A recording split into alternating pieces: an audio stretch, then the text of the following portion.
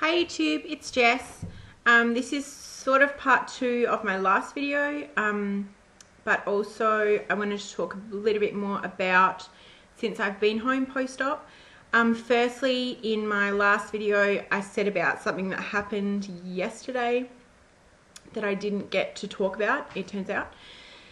It wasn't anything major, but I noticed some wet patches on my t-shirt. My incision is basically just where my bra would sit down to my belly button.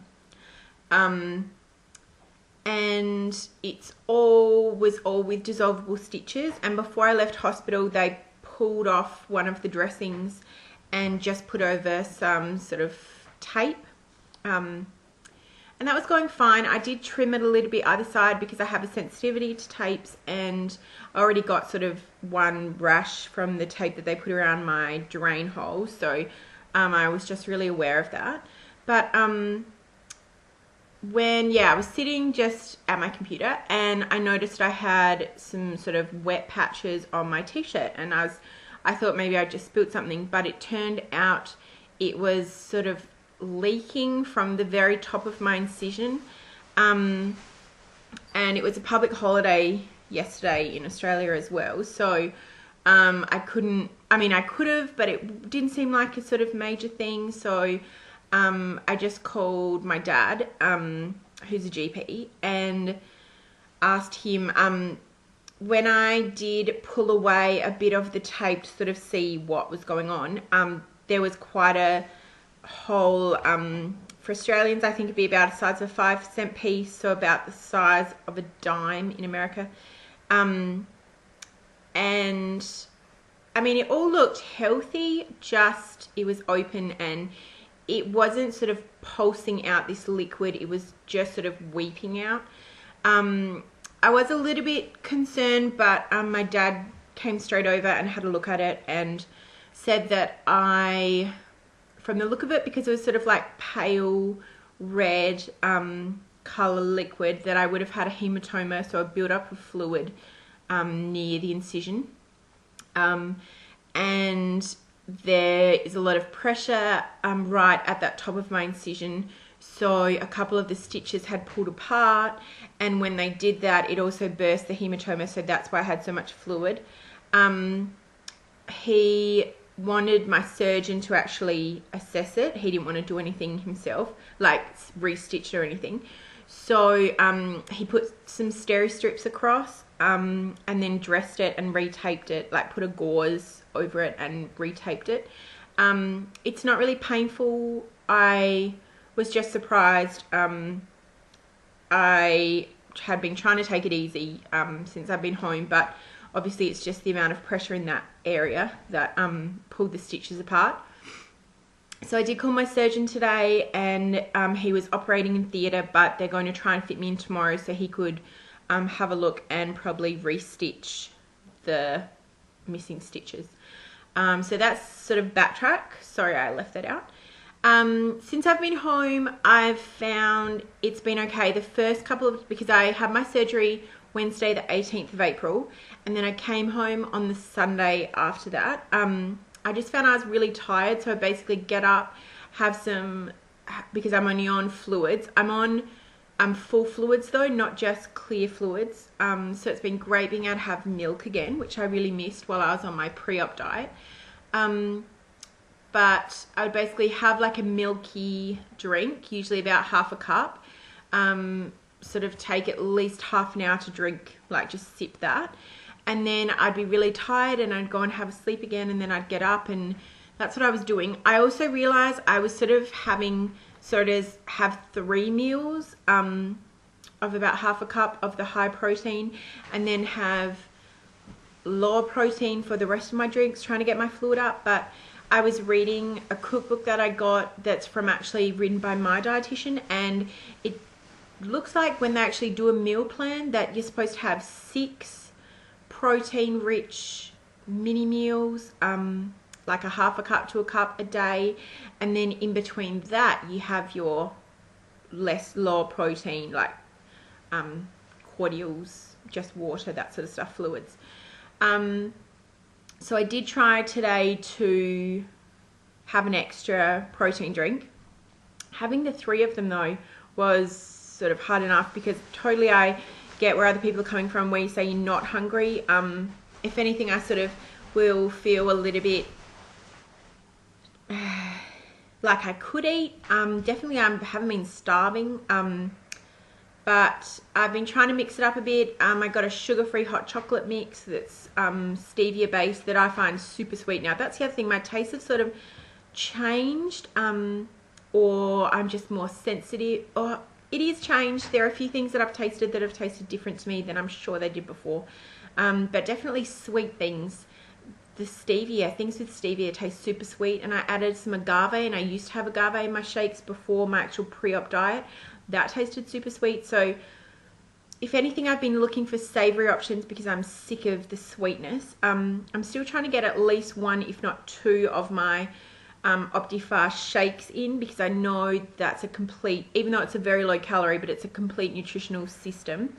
For the other ones, I did make a cream of broccoli soup and put plenty of like extra low fat cream cheese in that to try and give it a bit more calcium. That's nice. I made a cream of broccoli soup, cream of cauliflower soup as well. And so just trying to have a bowl of soup to break it up a bit has been nice. Bowl of soup, I mean, basically I'll do a cup of soup, but I usually won't get through a whole cup of soup. Usually I have about 1/2 to 3/4 of a cup. And the rest of the time, like if I have had a shake, I'll just make like a hot chocolate with this sugar-free chocolate mix and milk. I was adding in fiber powder, Benefiber, but I mentioned that to my dad and he said that's great as long as you're drinking a lot as well. And I wasn't really drinking a whole lot. Like I've been trying to carry around a drink bottle with me that is 32 ounces, so it's a litre drink bottle, and just plain water I did have a bit of trouble with. Although I was about to say I hate dark cordial, and before I did hate dark cordial, but I was also just saying that my tastes have changed, so I might give some dark cordial another go. But I have been doing it like 25 to 50% apple blackcurrant juice and then filling the rest of the litre with water. So that's been alright because I do love apple blackcurrant, but I've also been a bit worried because I joined a forum that has a forum just for bypass patients, and some of the different instructions people are given about like don't eat any carbs for a certain amount of time freaks me out. Admittedly, everyone says just go by what your surgeon says, but it makes sense not to really have carbs and just focus on having a still a high protein, low carb diet so that you are sort of using your fat as energy. So I definitely need to look into some diet drinks, but at least I'm getting more fluids in now, which is good. I'm hoping the swelling will go down. I am seeing my surgeon tomorrow to get this stitch fixed up, and I'm going to ask him to weigh in. I'll also weigh myself first thing in the morning, because one of the things I noticed when I weighed in just before my operation was that my scales are 3 kilos out, which is about 5 or 6 pounds, I think, and that's really annoying. So even when I did weigh myself and I was higher not only than I weighed in at surgery, but also higher than when I weighed myself here at home first, it's a bit disheartening, but I was warned about fluid. So basically I'm just keeping up with the drinking my fluids. I'm getting really sick of them. I can't wait to move to the next stage, which is puree, at least as soft mushy stage, I guess, as well.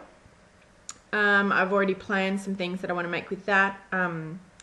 Mostly it will give me an opportunity to have meat, because pureed meat, like really thin pureed meat, isn't the best, but I think I'll have a lot more options once I can go to the sort of soft mushy stage. So that's about it. I'm really going to try and do an update. I guess last time I had done like all makeup and stuff to do my update, and because I'm at home, I mean my hair's clean, but I was really self-conscious to put a video up, but I was looking through other people's videos, and it's not really like a look at me, I look fantastic video. If anything, this will give me something to look back on and think, oh my gosh, I'm so glad I don't look like that anymore. But it is a really supportive community, and I'm sorry I didn't post sooner. I was stage fright, I guess. But I hope to do another update. Either I think Sunday or Monday would be good days for me to do updates, so we will see. At least I've got a bit of time now, so as long as I do it by next Thursday, I'd like for it to sort of become an automatic thing that I do updates. But next Friday is when I get to start my soft mushy stage. So if I can do one before then, and then I can do one after, I'm not sure. I'll just leave it up, see where it goes.